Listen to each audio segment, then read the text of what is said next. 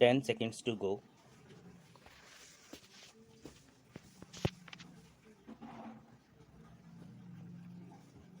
Start.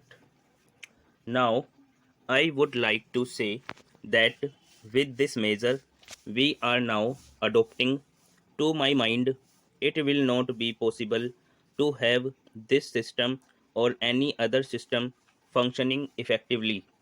The number of clauses that we have included are so restrictive and rigid that it will not be possible for any system to function in this country.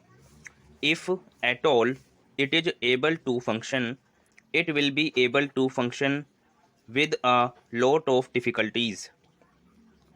It will be said afterwards that the industrial sector, particularly the private sector, has not been able to deliver the goods. I would like to warn the government that if anything happens in the future in which industrial production or production in the private sector has not gone up, it would be not because of any lack of efforts on the part of the private sector, but because of the measure that we are now adopting. I have mentioned several times how this particular bill is very restrictive and how it will hamper the normal growth of companies in this country. It is a pity that when we are on the threshold of the second 5 year plan, such a measure should be passed in this House. I would now like to make a few observations about the speeches of some of the honorable members here. Shri Ashok Mehta justifies the restrictions on managing agents by saying that managing agents are no longer the main source of finance.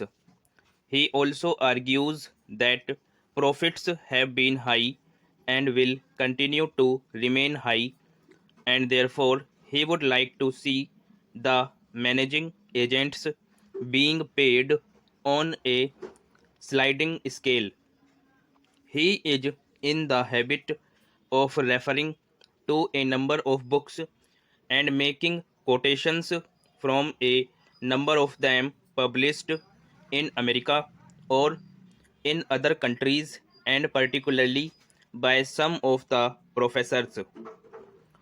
I would also like to mention to him that even when companies are floated, it requires a certain amount of confidence amongst the investing public, and it is because a particular firm is managing a particular company that this confidence is created in the investing public.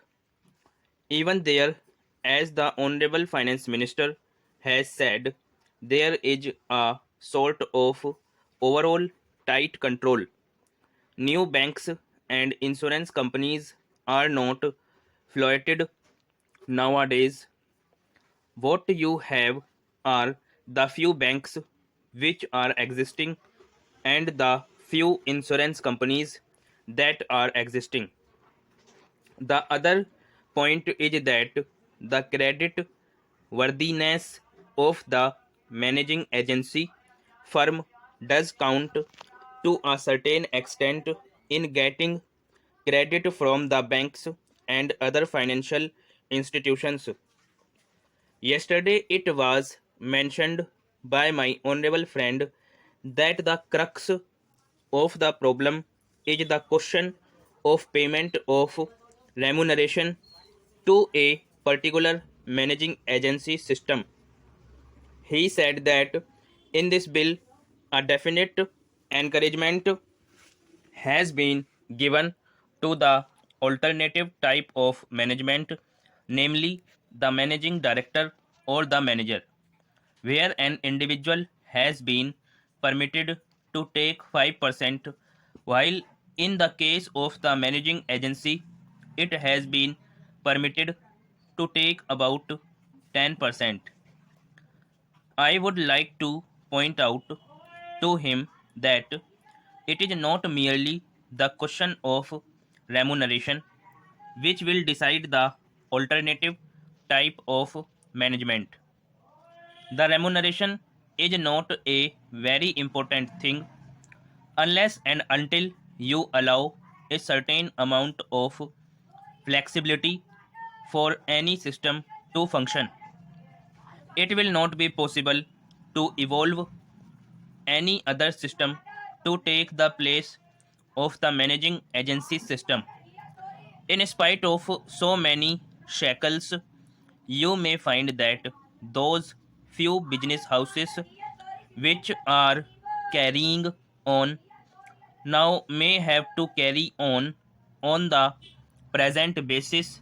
You may not find many new people coming in the field.